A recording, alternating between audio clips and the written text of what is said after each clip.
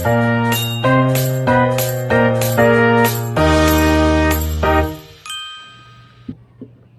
everyone, my name is Shaida Ambakendang.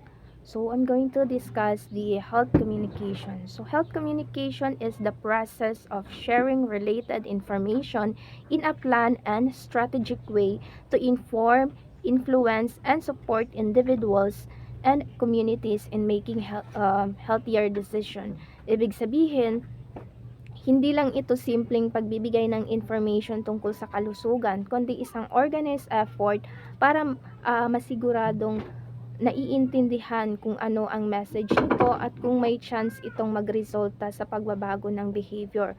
So kung example, may campaign about healthy eating. hindi lang sina, hindi lang nila sinasabi na kumain ka ng gulay. They are explaining why balanced diet are important at kung ano ang mangyayari kapag lagi tayong kumakain ng processed foods. At minsan nagbibigay rin sila ng practical tips like pagdaragdag ng gulay sa ating meals. So the goal is not just about awareness but actual healthier um, decision in everyday life. Health communication involves using communication strategies to promote health, prevent disease, and improve quality of life. Ang communication strategies ay tumutukoy sa paraan kung paano i-deliver ang message para maging effective. Like for example, kung ang target audience ay kabataan, mas effective ang paggamit ng social media videos kaysa printed flyers pala. Kung matanda naman ang target, mas effective ang community meetings or radio announcement. Promoting health means encouraging positive habits like regular exercise, proper hygiene, enough sleep, and stress management. Preventing disease meaning giving information before people get sick, tulad ng pagbibigay ng information para paano makaiwas sa dengue through paglilinis ng paligid, pag-iwas sa stagnant na water.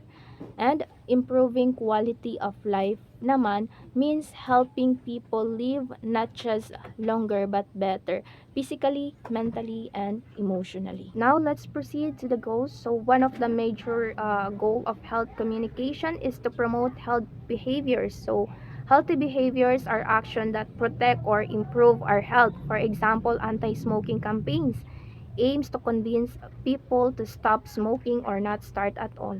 So, hindi lang nila sinasabi na masama ang sigarilyo, but pinapakita nila ang epekto nito sa lungs, heart, at overall sa katawan. So, minsan gumagamit sila ng mga real life stories ng mga taong nagkakaroon ng lung cancer dahil sa paninigarilyo.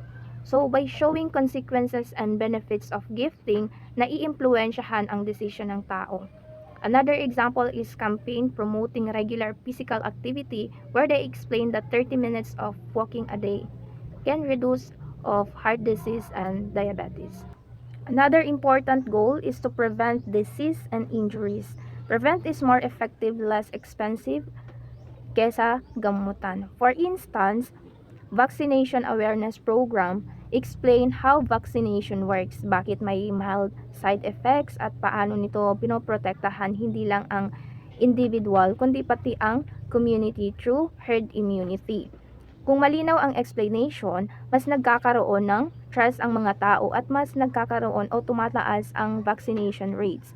Sa injuries naman, road safety campaigns teach people to wear seatbelts and helmets. So, pinapakita nila ang statistic at real-life accident para mas maintindihan ang risk na hindi pagsunod sa safety rules. Health communication also aims to improve public awareness about health issues. Alam naman natin na marami ang may limited knowledge about mental health, sexually transmitted infections, or chronic disease tulad ng hypertension at diabetes.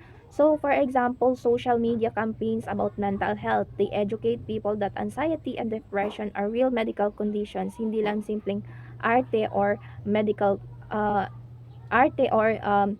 ina-anxiety ka lang. So by spreading correct information, nababawasan ang stigma at mas nai-encourage ang mga tao na mag-seek ng professional help. So in that way, awareness help people recognize early and take action before the condition become severe. Another goal is to encourage the use of health services. So alam naman natin na kahit may available na health services, may mga tao pa rin na hindi gumagamit nito dahil sa takot, hiya, or misinformation. So health communication explain the importance of regular checkups, prenatal care for pregnant women, and cancer screening at paggamit ng family planning services. So for example, a campaign about the breast cancer, they teach women how to do self-examination and encourage them to get a mammo program. So mas nagiging willing silang magpa-check up. Health communication can also influence the public health policies. Kapag ang publiko ay well-informed, mas nagkakaroon ng pressure sa government to create or improve health-related laws. For example, strong anti-smoking campaigns and public awareness can support policies like smoke-free public spaces. So, when people understand the health risk of secondhand smoke, mas tinatanggap nila ang ganitong regulations. So, in this way of communication does not only affect individual behavior but also societal decisions. Example of health communication are everywhere in our daily life. Anti-smoking campaigns use TV ads, posters, online content to warn people about dangers of tobacco and vaccination awareness program.